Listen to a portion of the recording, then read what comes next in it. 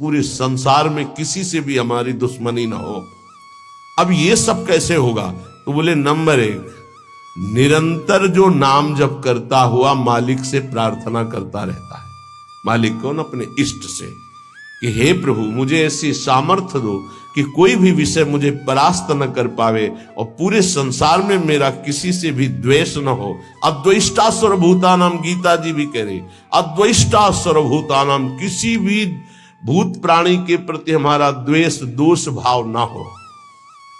पहला निरंतर नाम जप और प्रभु से प्रार्थना। इसमें लिखा है मालिक से प्रार्थना, अपने स्वामी श्री हरि से, इष्ट से प्रार्थना कि मुझे ऐसी सामर्थ्य। प्रार्थना में बहुत सामर्थ्य है।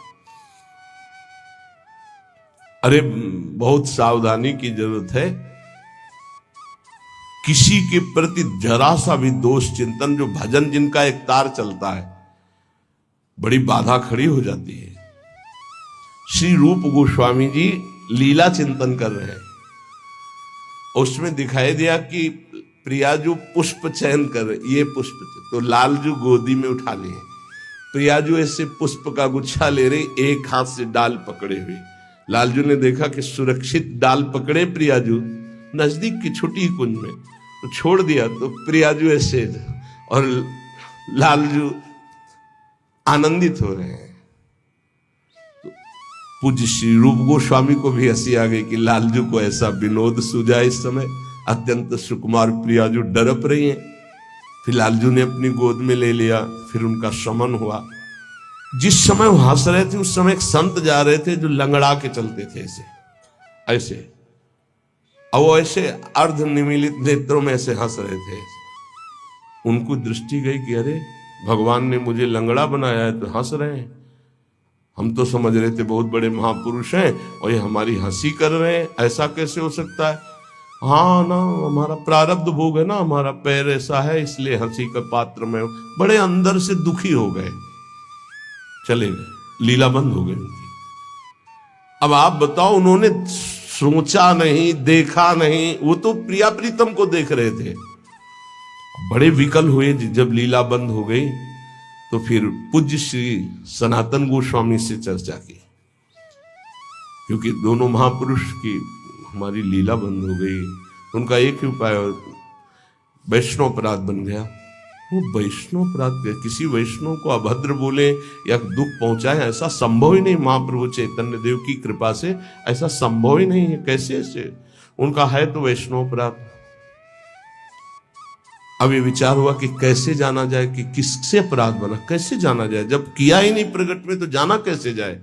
बोले कोई वैष्णव दुखी हो गया है तो वैष्णव सेवा की जाए, आसपास के जितने संत सबको निमंत्रण दिया जाए, पता चल जाएगा, सबकी जूठन पाई जाएगी तो शायद पुनः अपराध कोई हुआ हो जाने अनजाने में तो उसका मार्जन हो जाएगा।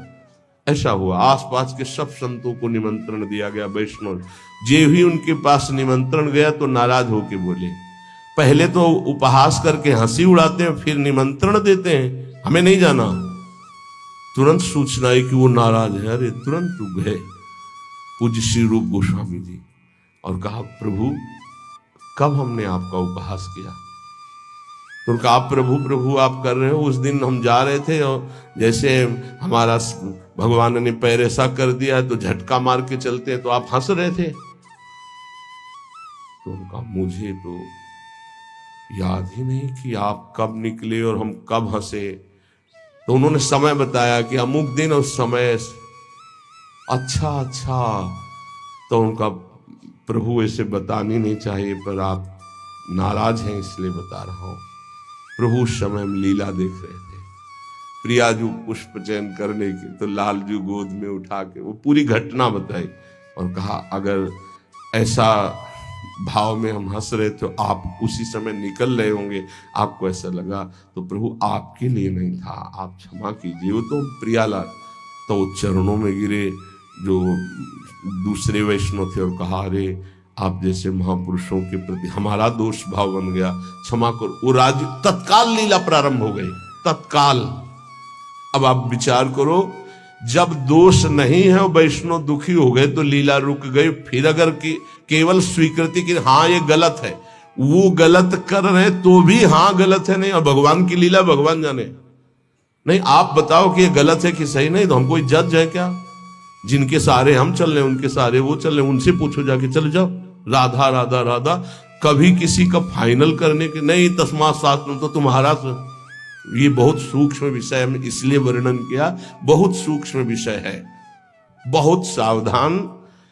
नाम जापक भगवत प्रेम प्राप्ति के लिए इतनी सामर्थ्य जो अभी पीछे चर्चा हुई, उसके लिए निरंतर नाम जपो, प्रभु से प्रार्थना कि किसी भी के प्रति हमारा तनिक भी दोष भाव न बनने पावे। प्रभु से प्रार्थना, वही सबके हृदय में बैठे हुए, वही आपको ऐसे सामर्थ्य देंगे। क्योंकि सृष्टि में आपके प्रति प्रतिकूल व्यवहार होगा, आपका उपहास करेंगे, आप नाना प्रकार के कटु वचन बोलेंगे, आपको सह जाना है, उनके प्रति कटु वचन नहीं करना, दोष भाव नहीं करना, नहीं अपनी भगवत प्राप्ति में बाधा आ जाएगी। ये सूक्ष्म विषय सब कोई नहीं समझ पाएगा, लेकिन उपासक जो भगवत प्राप्ति करना चाहते हैं, अपना भजन बचाना चाहते हैं, वो इस बात को अच्छे से पकड़े। दूसरा, जो दिनचर्या दी गई है उसमें आलस्य ना होना, भगवत प्रेम प्राप्ति या ऊंचाई पर चढ़ने के लिए जो दिनचर्या है, हमको ये नहीं देखना है कि अमुक साधक आता है कि नहीं आता है, अमुक नहीं आता तो हम भी नहीं आते हैं, ऐसा नहीं।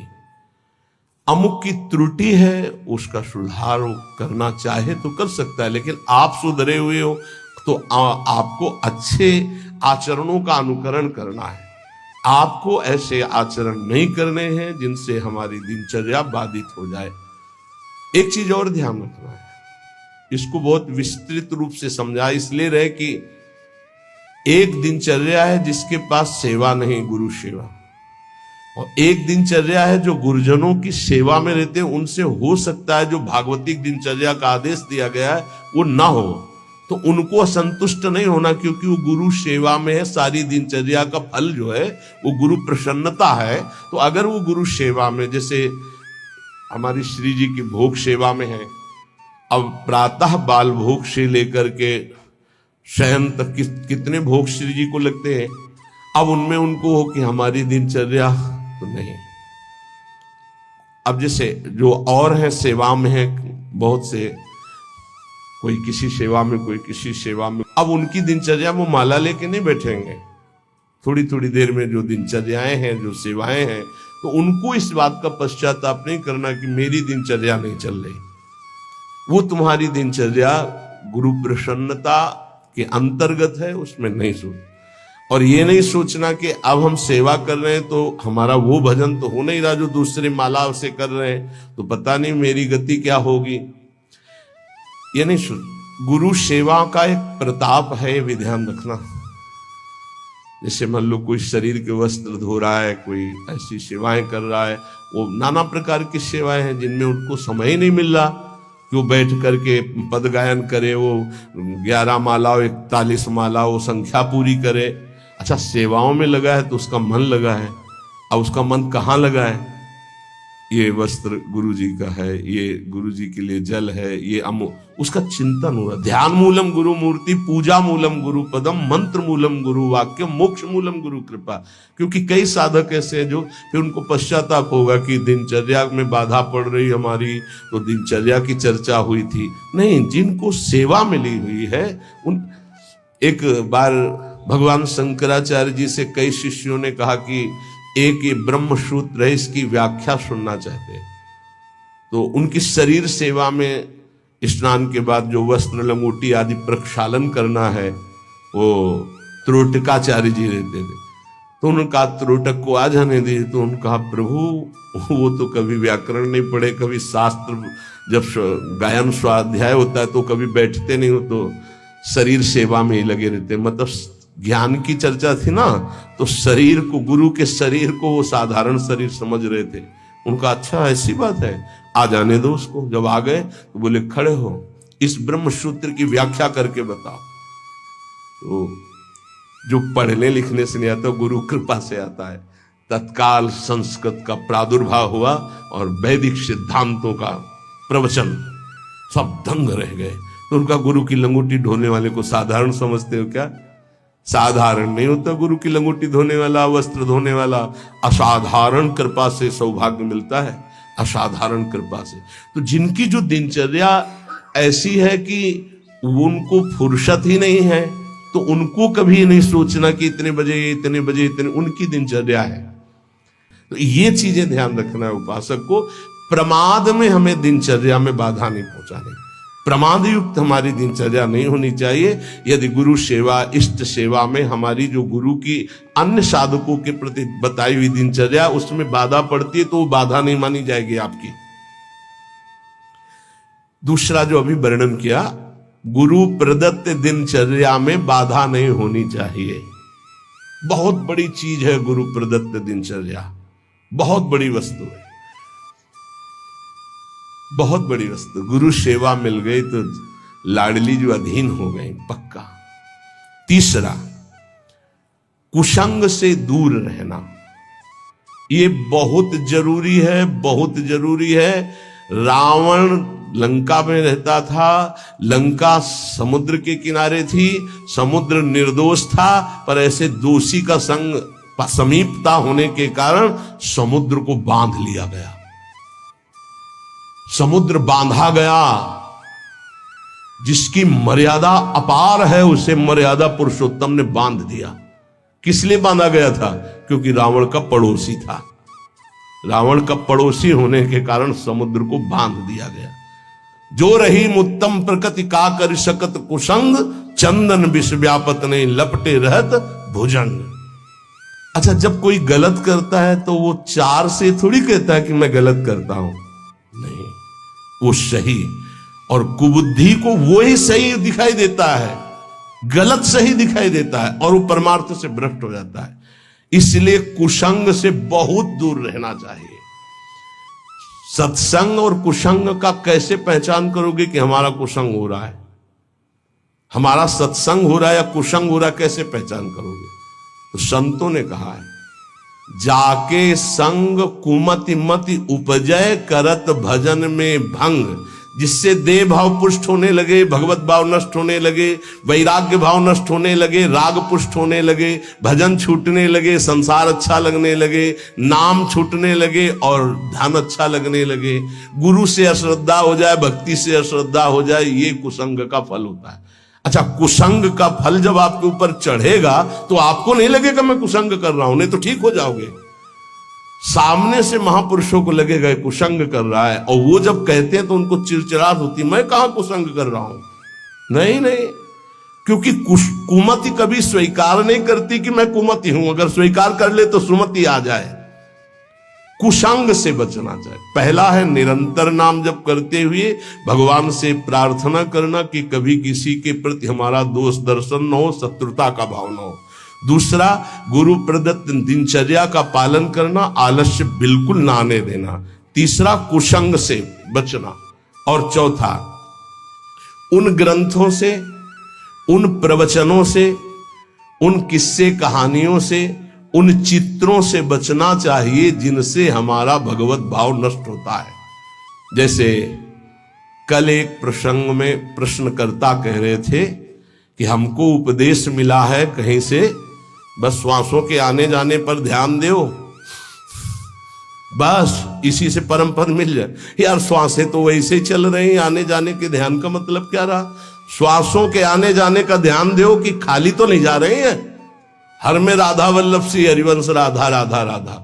जैसे कल आपसे कहा था, नाम रूप लीला धाम से हटा दे वो कुसंग होता है। वो बेचारा, पर हमका थोड़ी श्रद्धा है हमारे प्रति। बोले श्रद्धा ही तो लाई है आपके पास, तो हमका आज से राधा राधा नाम जप कर, और प्रभु का जो रूप ध्यान में तुम्हारे प्रिय लगे, राम रूप, कृष्ण रूप, हरि रूप, जो भी, तुरंत ध्यान कर, उनके ध्यान में लग। ये बिहारी जो राधा रमन, जो राधा वल्लभ, जो साक्षात भगवत प्राप्ति के लिए ही तो विग्रह रूप धारण करके प्रकाशित हो रहे। कभी कभी जिसे हम सत्संग समझते हैं वो कुसंग बन जाता है। इसको ध्यान से सुनना। इसीलिए रोज सत्संग में घुमा के आ जाती है बात कि इष्ट मिले और मन मिले, मिले भजन रस रीति। अरे भगवान शिव नाम जप करते हैं, सनकादि नाम जप करते हैं, वो परमात्मा निराकार है, साकार है, सगुण है, निर्विशेष, पूरा का पूरा आपको समझ में आ जाएगा। फिर उनको समझाया कि गुरुदेव साकार है कि निराकार, जो उपदेश किए थे। बोले साकार है। प्रणाम करते हो? हाँ। माला पहनाते हो? हाँ। तो गुरुदेव की पूजा हुई कि नहीं? बोले हाँ हुई। तो उनका गुरुदेव मूर्त है कि अमूर्त? बोले मूर्त। तो उनका मूर्ति पूजा हुई कि नहीं? बोले हाँ हुई। तो हमको फिर काहे परेशान हो? समझे में नहीं आता है। अरे भाई, बहुत संभल के शास्त्रों में जो लिखा उसको समझना के लिए बहुत पवित्र बुद्धि चाहिए। परमात्मा निराकार भी है। कैसे निराकार है? देखो, आकार खंबे का इसमें है कि नहीं? और जब भावना किया प्रहलाद जी ने कि है, तो निकल पड़ा ना नरसिंह रूप में, तो है ना साकार। वो निराकार रूप से सब जगह है, पुकारो तो साकार रूप होकर अभी दिखाई दे। वो साकार भी है और निराकार भी है। यहां जल है, इस वायुमंडल में जल है। देखो बोला कहां गीला हुआ। और एक मशीन है, जो उसको ऑन करके रखो तो एक कमरे में 3.5 लीटर 4 लीटर पानी 4-5 घंटे में निकल जाता है। और कमरे में कहीं बूंद नहीं है। मतलब जल है, वाणी है। वाणी का मतलब आकाश शब्द है, वायु है, अग्नि तत्व है, इन सब कुछ विराजमान है। लेकिन निराकार दिखाई दे रहा है ना? कहां दिखाई दे रहा? सब साकार रूप में आ जाता है। वही साकार है, वही निराकार, कुछ अंतर नहीं। सबके हृदय में आकार, ये देखो बाहर, और अंदर बैठा हुआ है निराकार। और पुकारो तो आकार रूप के लेके आ जाएगा। राम, तो मर्यादा पुरुषोत्तम कमल नयन रूप धर करके वही आ जाए। वही रूप है, वही अरूप है। कोई अंतर नहीं। सब ज्ञान हो जाता है नाम जप से, सब ज्ञान। पर बचो ऐसे उपदेश से जिससे भजन ही न हो पावे। ऐसी ग्रंथ हैं ऐसे, जैसे भगवान श्री कृष्णचंद्र जी ने गीता जो लिखी है, आप भगवान की वाणी को अपने भावना के अनुसार समझ लिए, लेकिन संपूर्णतया तो भगवान ही समझावे तो समझ पाओगे ना। सोई जाने जे देव जनाई। निंदा स्तुति के विषय नहीं है, पर यह बात है कि पूज्य श्री स्वामी राम सुखदास जी महाराज इतनी सरल भाषा में गीता जी का स्वरूप प्रकाशित किया कि मुझे लगता है कि अपने जैसे मंद बुद्धि वालों को भी भगवान की दिव्य वाणी समझ में आए। स्वामी जी का अवतार इसी बात के लिए हुआ था, गीता जी के लिए, श्री स्वामी राम सुखदास जी, कि साधारण से साधारण आदमी गीता के गूढ़ शब्द को, राष्ट्र को जान जाए। इतना बड़ा विस्तार से अमृत दे दिया गीता जी के भाव का। और ज्ञानदेव जी महाराज, एकनाथ जी महाराज, आद्य गुरु भगवान शंकराचार्य, जो बहुत से बड़े बड़े महापुरुषों ने गीता जी की टीका, हमें लगता है वो इन महापुरुषों की टीका के बाद अब हमको और कौन सा ज्ञान जानना बाकी रहेगा। एक बार एक सेवकवाणी श्री दामोदर दास सेवक जी की, नए नए हम थे तो हमको किसी ने दिया था कि पढ़ना। महाराज जी को हमारा ये काम था, गुरु जी से जांच करवाए बिना हम किसी, क्योंकि पता है कि जिस विषय के हमें तो हमारे प्रमाण लगे, तो उनका महाराज जी वाणी जी प्राप्त हुई, वो किसी और। महाराज जी ने जो देखा ऐसे वाणी ली, किसी की भी लिखी हुई ऐसे लो, और तुरंत ऐसे फूल में लपेटा, बोले जाओ यमुना जी पधरा के आओ। और फिर ये वाणी आजीवन के लिए वो बस्ता में बंदी, लेकिन ये टीका जो लिखी हुई है ये पास गुरुदेव से, इसीलिए हम जितने भी साधक अपने, हमारे गुरुदेव ने जो पास किया है अर्थ, ये पूज्य श्री आचार्य चरण का। बस कोई भी हो, गुरु से जो पास, बस वही। तो ये ध्यान रखना कि महापुरुषों ने जो टीका की है वो ऐसे अर्थ नहीं लिखा है। गुरुजनों की दृष्टि बहुत पैनी होती है, अपने बच्चे को कैसे बचाते हैं। ये उन ग्रंथों का अर्थ नहीं पढ़ना जिनको ब्रह्म प्राप्त, भगवत प्रेम प्राप्त महापुरुष प्रमाणित नहीं करते, उन ग्रंथों को नहीं पढ़ना बहुत ही भटकाव है। आपको सच्ची बता दें, वाणी जी को अपने अनुकूल करके अर्थ किया जाता है। वो महापुरुष जो क्षमता को प्राप्त है, चाहे गीता हो चाहे भागवत हो, हमारा किसी से अपनेपन वाला बात की बात नहीं कह रहा हूं। आज तक पूज्य श्री हनुमान प्रसाद पोद्दार जी महाराज के संपादन के किए हुए वाणी ग्रंथ में एक शब्द पर कभी संशय नहीं हुआ। आज तक पूज्यपाद उड़िया बाबा के उपदेश में कभी एक शब्द पर संशय नहीं हुआ। पूज्य श्री स्वामी राम सुखदास जी महाराज के एक शब्द पर संशय नहीं हुआ। जैसे पूज्य स्वामी जी का एक छोटी सी पत्रिका निकली थी ग्रंथ में, गुरु के बिना मुक्ति। स्वामी जी ने जो कहा उसके अंतर की बात समझ लो। स्वामी जी ने के पास इतनी शिकायतें पहुंची, रोना धोना और बड़ा विचित्र कोटि का। उस समय जिनके प्रति शिकायत हुई थी, तब स्वामी जी ने सभा में कहा था कि तुम जो सुन रहे हो, ये जगत गुरु श्री कृष्ण की वाणी सुन रहे हो, इसको मानो, इसी से तुम्हें परम पद मिल जाएगा।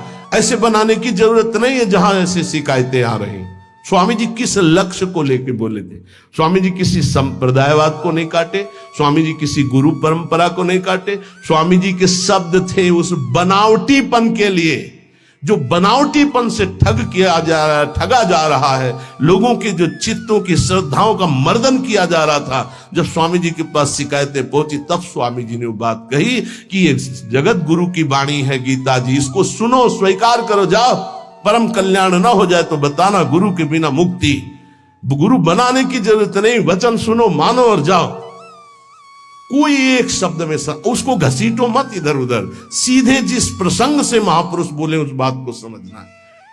तो हमको ऐसे ग्रंथ नहीं पढ़ने, ऐसी किताबें, ऐसे शास्त्रों की व्याख्या, ऐसे किस्सा कहानियां, ऐसे दृश्य, ऐसे चित्र, ये सब ना देखे जो भजन में बहुत बाधक है। पांचवा, किसी भी बहाने से जिसमें महिलाएं नृत्य करती हो वो दृश्य न देखिए। भले कीर्तन हो रहा है, भजे भजन हो रहा है, लेकिन जिसमें माताएं बहनें नृत्य कर रही, बैरागी को देखने की जरूरत नहीं है। फिर और नौटंकी तमाशा और सीरियल और वेब सीरीज इनकी तो जरूरत नहीं है, बिल्कुल नहीं। कि खाली समय है, हम बड़ा मोबाइल है स्मार्ट, चाहे जितने स्मार्ट बनो, माया से ज्यादा स्मार्ट नहीं हो। वैसी स्मार्ट गिरी में फंसा देगी तुम्हें, ये सारी स्मार्ट गिरी चली जाएगी। बहुत होश में। चेटक, नाटक, नाच, तमाशा, ये सब परमार्थ के लिए बहुत हानिकारक है। किसी बाहरी साधक से पूछा कि मोबाइल में आप, बोले बस गेम खेल लेते हैं। अरे यार, गेम खेलना है तो नाम का गेम खेलो, मंत्र का गेम खेलो, हाँ, वाणी जी का पूरा गेम खेलो। क्या शुरू करो उल्टा चतुरासी जी, आज वह देखिए तो प्यारी रंग भरी, छाण दे माननी मान मन धरी, वो नागरता की उल्टा गेम खेलो। अभी देखो आंसू आने लगेंगे तो ये गेम खेलोगे। अगला सूत्र, प्रेम प्राप्ति के, अपनी निरख परख स्वयं करते हुए गुरुदेव से जांच करा ले। अपनी अंतर की वृत्तियों को देख ले, जहां को संशय लगे तो जांच करवा ले कि ये वृत्ति सही है या गलत, जैसे बाहरी लोग आके कराते हैं। अब सबे खड़े ना हो जाए वहां जाके कि एकांतिक तुम वहीं से रोने लगे। रोज सत्संग में यही तो जांच परख होती कि आप अपनी जांच कर लो। नहीं तो एक बार कहा कि अपनी दिनचर्या बना के आओ, तो इतने कागज आ गए, हम कब तक हम इनको देखेंगे। दिनचर्या जांच, इंद्रियों का जब विषयों के प्रति आक्रमण होता है, एक वेग होता है, एक आकर्षण होता है, एक ऐसा जिसे तुम रोक नहीं सकते, उस समय तुम्हें जरूर संत संग में हो जाना चाहिए। उस समय बुद्धि काम नहीं करेगी। और जिस समय तुम्हारा केवल बुरा चिंतन बन रहा है, ये उस समय की बात है कि आक्रमण हो चुका है, अब तुम बच नहीं सकते। अब इसको संत संग से मिटाओ तुरंत, तुम अकेले नहीं मिटा पाओगे। और अगला जो है वो कह रहे जब तुम्हारा चिंतन गलत हो रहा तो नोच के फेंक दो, मिटा दो उस चिंतन को जो गंदा हो रहा है, नहीं तो आगे फिर वही दशा आ जाएगी। एकांत में इंद्रियां और मन साधक के ऊपर शासन करते हैं, उस समय साधक को अपनी इंद्रिय और मन की रखवारी करना है बस। इसलिए एकांत में भजन बहुत जरूरी है।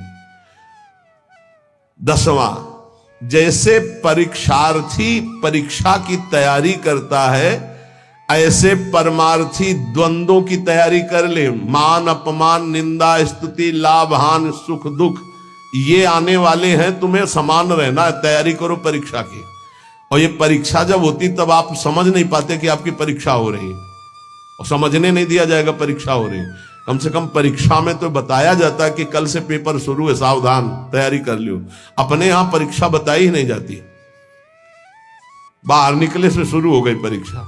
अब तुम्हारे दिमाग में नहीं कि परीक्षा है, तो तुम उससे लड़ पड़े, फेल हो गए, नंबर कट गए। बिल्कुल हर समय कभी भी कहीं भी परीक्षा हो रही। ये बहुत बड़े महापुरुष हैं, कह रहे हैं कि जैसे परीक्षार्थी को अपनी परीक्षा की तैयारी करनी होती है, ऐसे परमार्थी को अपनी परीक्षा की तैयारी करनी। क्या? स्तुति, निंदा, मान अपमान, लाभ हानि, शत्रुता, मित्र, ये द्वंद्व आएंगे, आपको उत्तर देना इनका, तभी आपकी द्वंद्वातीत अवस्था आएगी। तैयार रहो, रोने की जरूरत नहीं। उसने हमको ऐसा कह दिया, उसने ऐसा किया, उसने, तैयार रहो, परीक्षा हो रही। पर उस समय याद नहीं रहता कि परीक्षा हो रही, और जिसको याद रहता है बच के निकल जाता है। बड़े बड़े महापुरुषों को ये परीक्षा देनी पड़ती है, बड़े बड़े महापुरुषों को, ये मत समझो। हाँ, ये द्वंद्व आएंगे, आपको इनकी परीक्षा देनी, परमार्थी हो। और 11वां, इतना भजन कर लो कि तुम्हारे हृदय में मौत का डर खत्म हो जाए, मृत्यु का डर खत्म हो जाए। 2 प्रकार का डर होता है, एक विचार डर होता है और एक होता है सहज डर। सहज डर सबको होता है। सहज डर जैसे अपने लोग सत्संग में एकदम कोई चीख दे, एकदम ऐसे हो, इसे सहज डर कहते हैं। ये बड़े बड़े ज्ञानियों को, जीवन मुक्तों को भी होता है, पक्का होता है। जैसे अभी कोई कीक एकदम निकले तो एकदम ऐसे हो जाएंगे, अरे सुरक्षित हो, कोई ऐसा, पर ये सहज डर है। और एक होता है विचार डर। भक्तों में, ज्ञानी महापुरुषों में विचार डर नहीं होता। यही बात जो यहां लिखी है, एक बार स्वामी मग्नानंद सरस्वती जी सेनपुर में बट वृक्ष के नीचे कर रहे थे, तो एक विरक्त महात्मा आए थे, ज्ञानी। तो उनका, स्वामी जी सहज डर कैसे हो सकता है? जब सहज स्वरूप में रहता है ज्ञानी, देह भाव में रहता है, नहीं तो सहज डर कैसे हो सकता है? हम आपकी बात नहीं मानते। विचार डर तो होता ही नहीं, लेकिन सहज डर भी नहीं होता। कोई संसारी आदमी वो देह भाव से ऊपर उठे। महात्मा को चौकी लगाओ, वो बड़े सिद्ध पुरुष थे, बड़े, देखो जो भगवत प्राप्त होते बड़े मस्त रहते हैं, बड़े मौजे, उनको किसी की परवाह नहीं होती। एक मस्ती, ऊंची चौकी में बैठा ला। तो उनका कह रहे, नहीं महाराज आप नीचे बैठे हैं। बोले, आप इतना सुंदर ज्ञान की बात कहे, आपको चौकी ना मिले, विराजो। बैठ गए चौकी। और उनको क्या पता कि सिद्ध महापुरुष लीला हो रही है। तो जो इस शुरू के, तो जो गीध है या जैसे चील है, ये बड़े पक्षी होते हैं। तो एक चील ऐसे बैठा बरगद की सूखी डाल पे, वो खर खर खर ऐसे करती, जो ऐसे आए वो ऐसे हुए, चौकी के नीचे गिरे। चौकी ऐसे हुई, ऐसे गिरे। अरे अरे भाई, चौकी संभालो संभालो, बैठो बैठो महाराज। ये कौन सा डर था? बम तो नहीं गिरा है ना? अच्छा, डार गिर रही तो कोई बहुत बड़ी तो गिर नहीं हो, आप देहातीत महापुरुष, डर कौन सा था? हंस दिए उनका, अच्छा अच्छा अच्छा अच्छा, अच्छे तो थे ही। उनका अच्छा अच्छा, परीक्षा हो गई। बोले, इसे सहज डर कहते हैं, ये सबके ऊपर होता है। सहज डर सबको होता है, पक्का सहज डर। अचानक कोई आवाज हुई, सबको पता है, तो वो एकदम डर जाता है। वो डर नहीं है, वो सहज डर है। और एक है विचार डर। भक्त को विचार डर नहीं होता। तो कह रहे, इतना भजन करो कि मृत्यु का डर खत्म हो जाए। खत्म हो गया मृत्यु का डर, मरने से जो डरने का भय है वो खत्म हो जाए, तब जानो कि अब हमारा थोड़ा भजन रंग लाया है। सबसे पहले मृत्यु का भय खत्म हो। देख लो, परख लगाओ। मृत्यु का डर कैसे? अगर आज शाम तक डॉक्टर कहे कैंसर हो गया तो कैसा लगेगा? मृत्यु पर अगर विजय प्राप्त करनी है तो मृत्यु को याद रखना पड़ेगा। ये बात ध्यान रखो। जिसने मृत्यु को याद किया वो भगवान से चित्त जोड़ा, और जिसने भगवान से चित्त जोड़ा वो मृत्यु पर विजय प्राप्त कर लिया। मृत्यु ऐसी लग रही है, अब उसका उदाहरण तो कुछ है नहीं, पर ऐसे बता रहे जैसे ब्याह की तैयारी होती तो कैसा होता है? हर दोस्त से हाथ मिलाता है, हंसता हुआ, मैं मत फूला घूम रहा है। क्यों? क्योंकि उसका ब्याह होगा। लौकिक उदाहरण परमार्थ में फिट ही नहीं होता, पर वो कुछ फूलन जिसे कहते हैं, उत्साह जिसे कहते हैं, वो ऐसा कुछ समझो जैसे माँ के इकलौते बेटे का ब्याह तय हो गया और बारात की व्यवस्था बिल्कुल फिट तैयारी हो रही। उससे देखो नई साड़ी पहने मार फूली फूली जो घूमती है, नहीं घूमती? इससे असंख्य गुना सुख उस उपासक को होता है जिसको मृत्यु का डर खत्म हो जाता है भजन से। ये ऐसा कि जैसे कि कब वो दिन आएगा जब श्रृंगार करके हम अपनी प्रियाजू के पास होंगे और इस शरीर का व्यवहार खत्म प्रियाजू के पास। धन्य है वो घड़ी जिस दिन प्रियाजू की प्रगट समीपता सेवा की और प्रगट व्यवहार खत्म। इसका ऐसा आनंद होता है जैसे उस माँ को अपने बेटे के ब्याह में, उस बेटे को अपनी पत्नी के मिलन की चाह में जो सुख की एक फूलन होती है वो तो एक प्राकृतिक है। इससे अनंत गुना फूलन उपासक के हृदय में होती इष्ट से मिलने की, मिले हुए भी अनमिल। अब वो जो मिलन होगा वो निरंतर का होगा। इसलिए कितना आनंद। थोड़ी देर सोचो, अभी बात आ जाए कि चलो भाई निकुंज चलो, कौन कौन तैयार होगा? अभी चलने के लिए तत्काल में तैयार वो है जिन्होंने सर्वस्व त्याग करके एकांत में रोया है प्रियाजू के लिए। वो कह देंगे अभी ले चलो इसी क्षण, क्योंकि उनके सिवा मेरा कोई है नहीं और मैं उन्हीं के लिए तड़प रहा हूं या तड़प रही हूं। ये है मृत्यु के डर पर विजय प्राप्त करना। नहीं तो सच्ची कहते हैं कि अगर अभी आ जाए भगवान की, देखो बाहर विमान राधा केली कुंज के बाहर, चलो बैठो पहले मरो कि चलो, कौन कौन तैयार होगा?